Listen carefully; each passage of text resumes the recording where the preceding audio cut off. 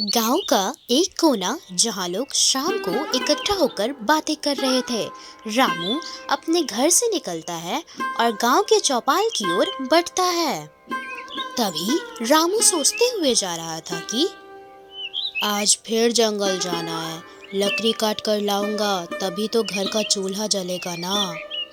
वहीं गांव के बुजुर्ग बाबा ठाकुर एक पेड़ के नीचे बैठे आराम कर रहे थे और रामू उसी रास्ते से गुजर रहा था। बाबा ठाकुर रामू को रोकता है और पूछते हैं कि रामू बेटा, तुम कहाँ जा रहे हो? मैं लकड़ी काटने जा रहा हूँ बाबा। क्यों, क्या हुआ? रामू बेटा, सुना है कि उस पुराने जंगल में कुछ अजीब घटनाएं हो रही है। रात के समय वहां जाने से बचना तुम। अरे बाबा, यह सब अंधविश्वास है। मैंने कई बार जंगल में रात बिताई है, कुछ नहीं हुआ मुझे।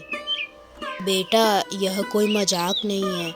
वहाँ एक भूतिया लकड़हारे की आत्मा भटकती है। जो भी रात में उस जगह जाता है वह गायब हो जाता है। रामू हंसकर वहां से चला जाता है। तभी रामू जंगल पहुंचता है और वहां लकड़ियां काटना शुरू करता है। धीरे धीरे अंधेरा होने लगता है, चारों तरफ सन्नाटा छा जाता है। अचानक हवा भी तेज चलने लगती है। रामू अपने आसपास देखते हुए बोलता है कि बड़ा अजीब माहौल हो गया है, लेकिन डरने की कोई बात नहीं है। बस थोड़ी और लकड़ी काट लूं, फिर घर लौट जाऊंगा, और क्या। तभी कोई एक अजीब सी आवाज आती है, मानो कोई पेड़ के पीछे से कह रहा हो, यहाँ मत आओ, लौट जाओ।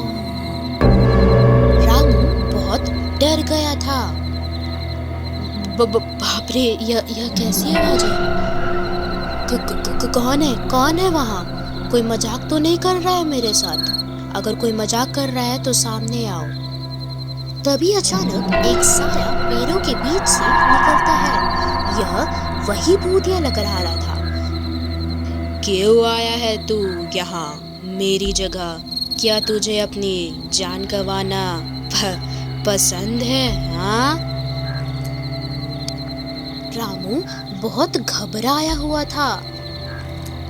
मैं सिर्फ लकड़ी काटने आया था, मुझे जाने दो। तूने मेरी शांति भंग की है, अब तुझे अपनी जान गंवानी पड़ेगी। रामू भागने की बहुत कोशिश करता है, लेकिन उसके पैर जैसे मानो हिल ही नहीं रहे थे। भूत धीरे धीरे उसके पास आता है और उसकी आंखों में देखता है। रामू ये सब नहीं देख पाता है और बेहोश होकर वहीं गिर जाता है। रामू रात को घर नहीं लौट पाया। रामू की पत्नी शांति और रामू का बेटा रवि बहुत ही ज्यादा घबरा गए थे। रवि, तेरे पिता अभी तक क्यों नहीं लौटे? माँ, हमें बाबा ठाकुर के पास चलना चाहिए, वो जरूर कुछ जानते होंगे।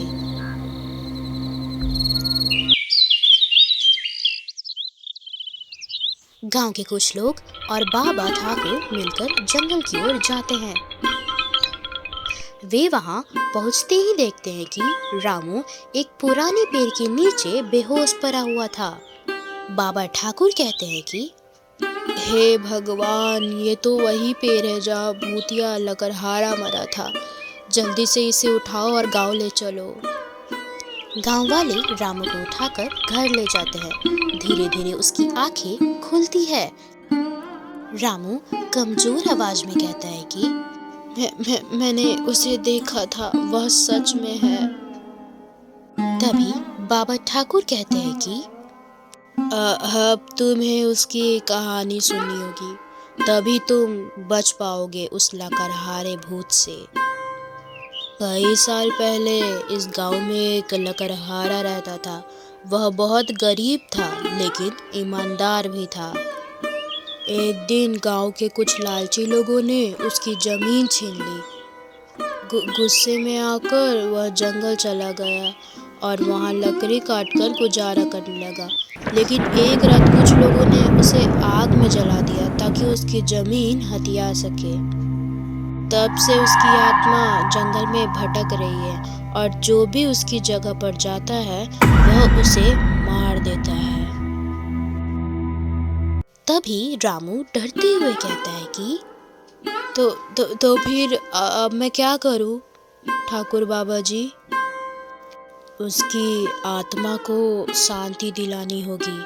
हमें उसकी अध जली हड्डियों को ढूंढकर लाना होगा और अंतिम संस्कार भी करना होगा। गांव वाले जंगल में जाते हैं और पुराने पेड़ के पास खुदाई करते हैं। उन्हें वहाँ कुछ हड्डियाँ भी मिलती है। बाबा ठाकुर मंत्र पढ़ते हैं और विधि पूर्वक उन हड्डियों का दाह संस्कार करते हैं। तभी अचानक जंगल में हल्की रोशनी फैल जाती है।